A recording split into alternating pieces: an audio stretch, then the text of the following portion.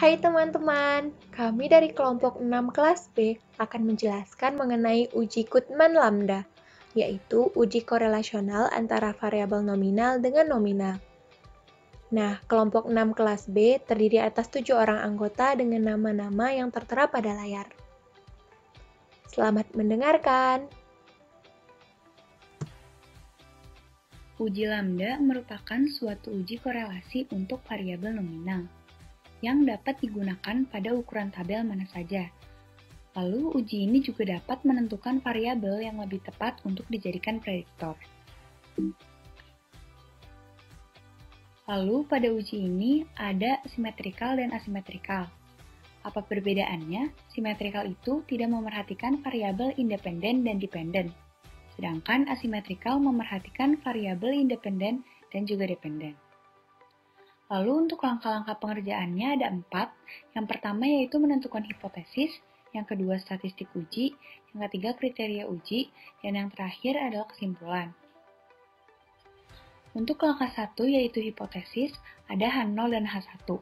H0 itu tidak terdapat hubungan yang signifikan antara satu variabel dengan variabel yang lainnya.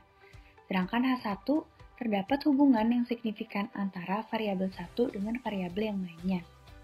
Lalu yang kedua ada statistik uji. Di sini kita menggunakan uji Goodman Lambda. Lalu ada perhitungan simetrikal dengan rumus lambda sama dengan sigma FR ditambah sigma FC dikurang FR ditambah FC dibagi 2N dikurang FR tambah FC. Dengan FR adalah frekuensi terbesar berdasarkan baris, FC frekuensi terbesar berdasarkan kolom, FR dengan F kapital nilai terbesar dari jumlah data berdasarkan baris, FC dengan F kapital nilai terbesar dari jumlah data berdasarkan kolom, dan N adalah jumlah responden keseluruhan. Lalu, selanjutnya ada rumus asimetrikal dengan lambda sama dengan sigma FI dikurang FD dibagi N dikurang FD. Dengan FI adalah frekuensi terbesar dari setiap subkelas variabel independen, FD adalah nilai terbesar dari jumlah data berdasarkan variabel dependen, dan N adalah jumlah responden keseluruhan. Lalu untuk kriteria uji, untuk pengerjaan manual di sini kita menggunakan kriteria Guilford. Lalu yang kedua, kriterianya adalah variabel yang memiliki nilai lambda asimetris lebih besar menjadi prediktor. Lalu untuk kriteria SPSS-nya, itu adalah tolak H0 jika p-value lebih kecil dari A. Lalu yang terakhir ada kesimpulan. Nah, di sini terdapat contoh soal yang akan kita bahas bersama-sama.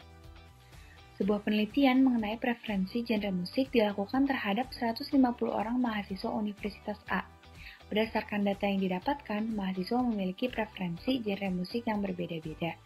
Di antaranya ialah jazz, pop, dan rock. Berdasarkan taraf nyata 5%, hitunglah apakah terdapat hubungan yang signifikan antara jenis kelamin dengan preferensi genre musik pada mahasiswa. Dan datanya sudah tertera pada tabel di bawah. Untuk pengerjaan manualnya, yang pertama ada tentukan hipotesis. H0-nya adalah tidak terdapat hubungan yang signifikan antara jenis kelamin dengan preferensi genre musik. Lalu untuk H1-nya, terdapat hubungan yang signifikan antara jenis kelamin dengan preferensi genre musik. Lalu yang kedua, ada hitung statistik uji. Jadi yang pertama, di sini kita menghitung simetrikal dengan rumus sigma FR tambah sigma FC dikurang FR tambah FC dibagi 2N dikurang FR tambah FC. Lalu tinggal kita masukkan angka-angkanya seperti yang sudah tertera di PPT, yaitu 35, yaitu frekuensi terbesar berdasarkan baris 1, ditambah 33, yaitu frekuensi terbesar berdasarkan baris 2, ditambah jumlah-jumlah frekuensi terbesar berdasarkan kolom 1, kolom 2, dan kolom 3. Lalu dikurangi oleh nilai terbesar dari jumlah data berdasarkan baris, ditambah nilai terbesar dari jumlah data berdasarkan kolom, yaitu 75 dan 67. Lalu dibagi 2 dikali jumlah keseluruhan dari responden yaitu 150 dikurangi nilai terbesar dari jumlah data berdasarkan baris yaitu 75 dan ditambah nilai terbesar dari jumlah data berdasarkan kolom yaitu 67. Lalu di sini didapatkan hasil sebesar 0,114. Selanjutnya ada perhitungan asimetrikal dengan rumus Lambda sama dengan sigma FI dikurangi FD dibagi N dikurangi FD.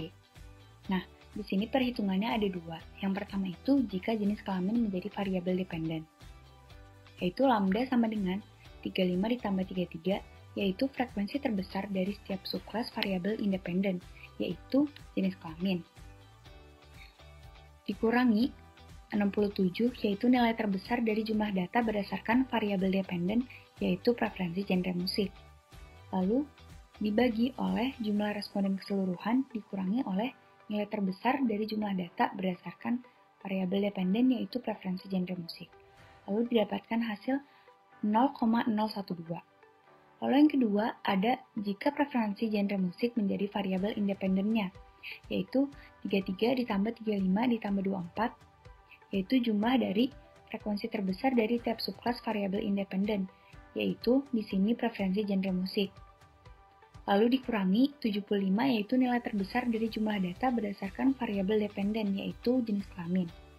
Lalu dibagi dengan jumlah responden keseluruhan dikurangi oleh nilai terbesar dari jumlah data berdasarkan variabel dependen, itu 150 dikurangi 75, dan di sini didapatkan hasil 0,2. Lalu langkah selanjutnya adalah kriteria uji. Untuk pengerjaan manual terdapat dua kriteria.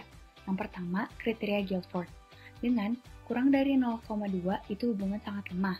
0,2 sampai kurang dari 0,4 hubungan lemah. 0,4 sampai kurang dari 0,7 hubungan cukup erat. 0,7 sampai kurang dari 0,9 hubungan erat. 0,9 sampai kurang dari 1 itu hubungan sangat erat. Lalu yang terakhir, jika nilainya 1 itu artinya hubungannya sempurna. Lalu kriteria yang kedua adalah variabel yang memiliki nilai lambda asimetris lebih besar itu menjadi prediktor. Lalu langkah yang terakhir adalah kesimpulan. Berdasarkan perhitungan yang tadi kita sudah lakukan pada lambda simetris, itu hasilnya kurang dari 0,2, yang artinya hubungan sangat lemah, atau bisa dibilang tidak terdapat hubungan yang signifikan antara jenis kelamin dengan preferensi genre musik pada mahasiswa. Lalu, karena nilai lambda asimetris pada preferensi genre musik lebih besar daripada jenis kelamin, maka dapat disimpulkan preferensi genre musik adalah variabel yang paling baik dijadikan variabel independen daripada jenis kelamin. Sekarang kita akan masuk ke langkah-langkah pengerjaan menggunakan SPSS. Yang pertama, masukkan dulu data pada data view. Lalu masukkan value labels jenis kelamin pada variabel view dengan 1 untuk laki-laki dan 2 untuk perempuan. Masukkan juga value labels genre musik dengan 1 untuk jazz, 2 untuk pop, dan 3 untuk rock. Langkah selanjutnya, klik data, weight cases, lalu masukkan variabel jumlah pada frekuensi variabel, lalu klik OK. Selanjutnya, klik analyze, descriptive statistics, dan cross tabs. Lalu, masukkan variabel jenis kelamin ke dalam row dan variabel genre musik ke dalam kolom. Lalu klik statistics dan centang lambda. Kemudian klik continue. Sekarang kita masuk ke penentuan hipotesisnya. H0 tidak terdapat hubungan yang signifikan antara jenis kelamin dengan preferensi genre musik. H1 terdapat hubungan yang signifikan antara jenis kelamin dengan preferensi genre musik. Selanjutnya, statistik uji. Alfanya sebesar 0,05, lambda simetrisnya sebesar 0,114, lambda asimetris 1 dengan independen genre musik sebesar 0,227, dan lambda asimetris 2 dengan independen jenis kelamin sebesar 0,012, dengan p-value 0,177. Sekarang masuk ke kriteria uji. Tolak H0 jika p-value kurang dari sama dengan nilai alfa. Dan di sini p-value-nya lebih besar daripada nilai alfa sehingga H0 diterima. Variabel yang memiliki nilai lambda asimetris lebih besar dijadikan sebagai prediktor. Nah, pada contoh soal ini, lambda 1 dengan independen genre musik lebih besar daripada lambda 2, yaitu yang independennya jenis kelamin. Maka dari itu dapat ditarik kesimpulan bahwa tidak terdapat hubungan yang signifikan antara jenis kelamin dengan preferensi genre musik. Nah, genre musik merupakan variabel yang lebih baik dijadikan variabel independen daripada jenis kelamin. Berikut merupakan APA report result.